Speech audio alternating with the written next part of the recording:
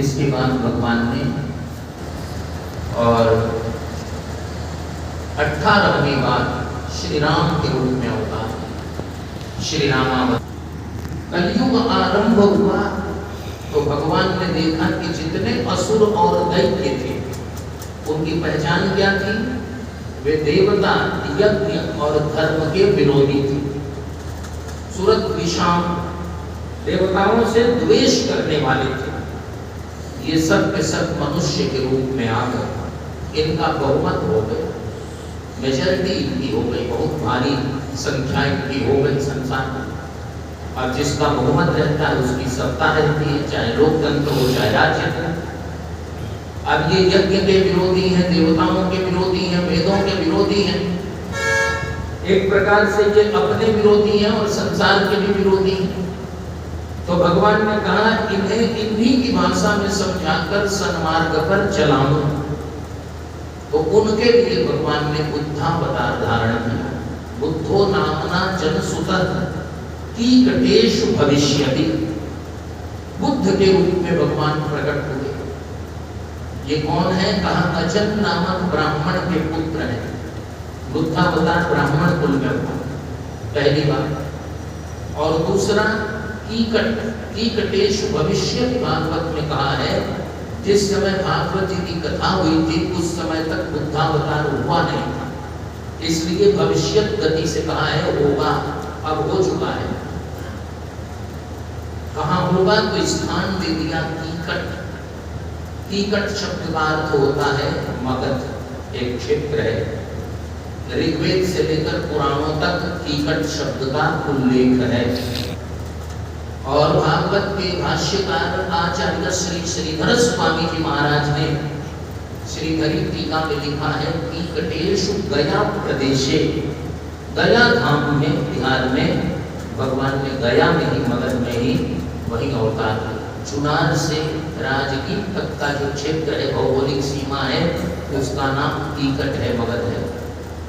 लेकिन उसमें जो गया धाम है, जो पितृतीर्थ है, उसी गया में श्रीधर स्वामी जी कहते हैं गया प्रदेश में, गया क्षेत्र में, गया धाम में भगवान ने बुद्धावतार लिया।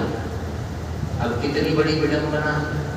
जो असली बुद्ध हैं उनका कहीं फोटो भी नहीं है, कहीं कोई फोटो चित्र भी नहीं है।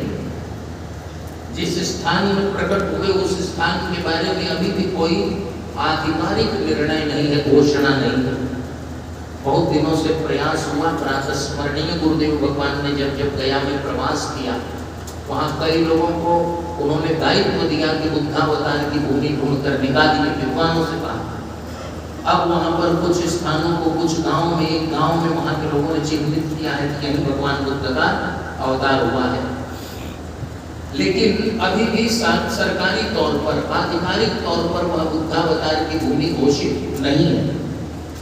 और जिन गौतम बुद्ध का, जिनका नाम असली नाम है सिद्धार्थ, और जिनका जन्म ब्राह्मण कुल में नहीं क्षत्रिय कुल में हुआ है, युवराज है, राजकुमार है, और जिनका जन्म गया में नहीं, कीकट में नहीं, नेपाल की तराई में हुआ है, ये परवर्ती बुद्ध हैं, ओरिजिनल बुद्ध नहीं है, पूर्ववर्ती बुद्ध नहीं है, परवर्ती हैं।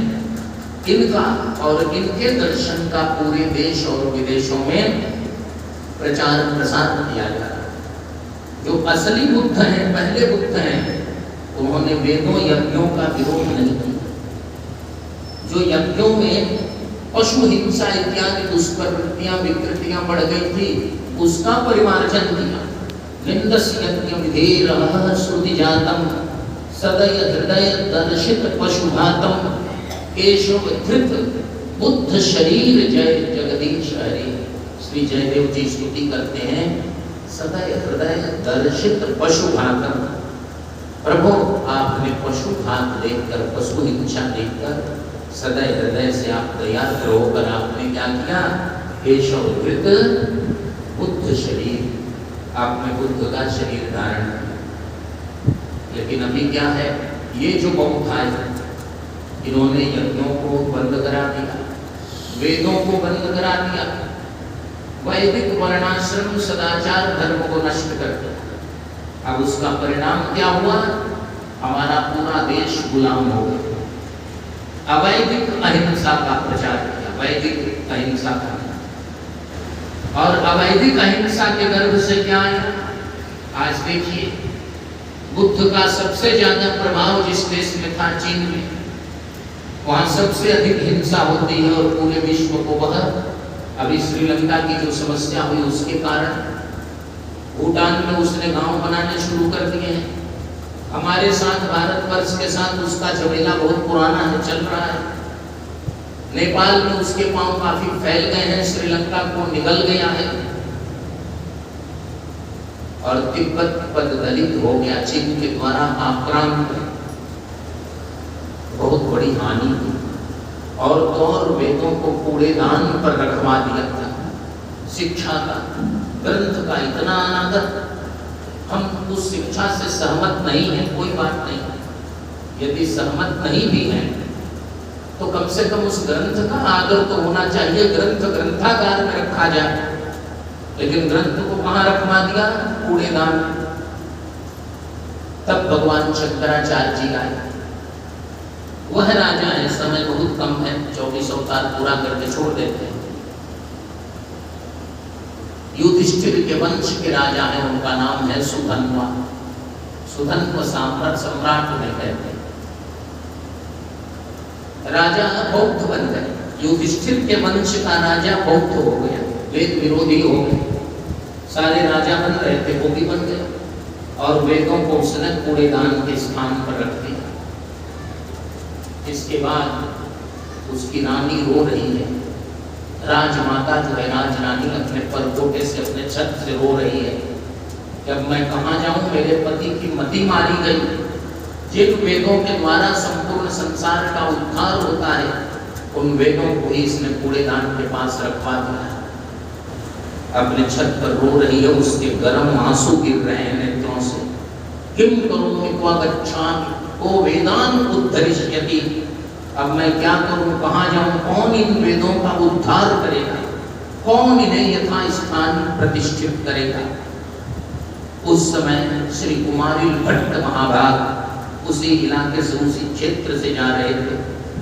उनके शरीर पर ब्राह्मण को शिला वस्त्र नहीं पहनना है, एक चादर, एक धोती, कुछ भाग ऐसे ही था अनावृत, उस पर 2 बूंद आंसू के गिरे राजमाता के ऊपर। देखा ये कौन है, तो कह रही है को वेदान उद्धरिष्यति किम करोमि क्व गच्छामि। किसके पास जाऊं, क्या करूं, कौन इन वेदों का उद्धार करेगा? तो श्री कुमारी भट्ट महाभाग ने कहा, मां विशीद वरारोहे भट्टाचार्योस्मि भूतले। देवी चिंता मत करो, विषाद मत करो, इन अराजक अवैदिक बौद्धों के दांत खट्टे करने के लिए इस पृथ्वी पर अभी मैं कुमारी भट्ट के रूप में विद्यमान हूं। और राजा के दरबार में जाकर उन्होंने शास्त्रार्थ किया। बौद्धों ने उन्हें मार डालने की कुचेष्टा की, सर्प बिच्छू ले आए, लेकिन वे जीतते गए। अंत में राजा ने कहा, राजा की बुद्धि डोल गई।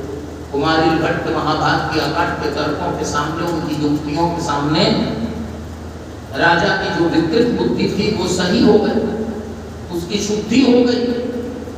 उसने कहा, पर्वत के ऊंचे शिखर से जो कूदेगा और जिसका अंग भंग नहीं होगा, जिसकी जान सुरक्षित रहेगी, अब उसी के धर्म में मैं चलूंगा। पर्वत के ऊंचे श्रृंग पर बौद्ध जब गए तो वहां से भाग गए, उन्होंने कहा हम कूदेंगे नहीं। और कुमारी भट्ट से राजा ने कहा कूदिए, तो कुमारी भट्ट ने गर्जना की, यदि वेदा प्रमाण स्यु, यदि वेद ही प्रमाण है तो मैं यहाँ से वैदिक धर्म के लिए कूदता हूँ। और उनका कुछ नहीं हुआ। राजा सुधन्वा उसी समय सनातनी हो गए, भगवान वेद यथास्थान आ गए। वही कुमारी भट्ट जी अपने शिष्य मंडन मिश्र को भगवान श्री शंकराचार्य को प्रदान करते हैं प्रयागराज। कहते हैं कि आप मंडन मेरे शिष्य हैं, विश्व रूप उनका नाम है, उनको ले लीजिए और उनसे इस पृथ्वी पर वैदिक सनातन धर्म का उत्कर्ष कीजिए। तो भगवान शंकराचार्य जी ने मंडन मिश्र और सुधन्व सम्राट के द्वारा इस पृथ्वी पर पुनः वैदिक सनातन धर्म, वैदिक सनातन संस्कृति और वैदिक सनातन साम्राज्य की प्रतिष्ठापना। भगवान का 22वां अवतार भी होगा, अभी हुआ नहीं। कब होगा? जब कलयुग समाप्त होगा। कलयुग जब समाप्त होने लगेगा, अथासौ युग संध्यायाम 10 प्रागेषु राजसु, जब युग की संख्या होगी, महाराज उसका कोई लक्षण दिया, युग की संख्या कब होगी? यदि वर्ष बता दिए जाए कि इतने लाख वर्ष बाद, तो हम तो मर ही जाएंगे। कब होगी का एक लक्षण है, वह लक्षण है 10 प्रागेषु राजसु, राजगद्दी में, राजपीठ पर, राजनीति में, संसद में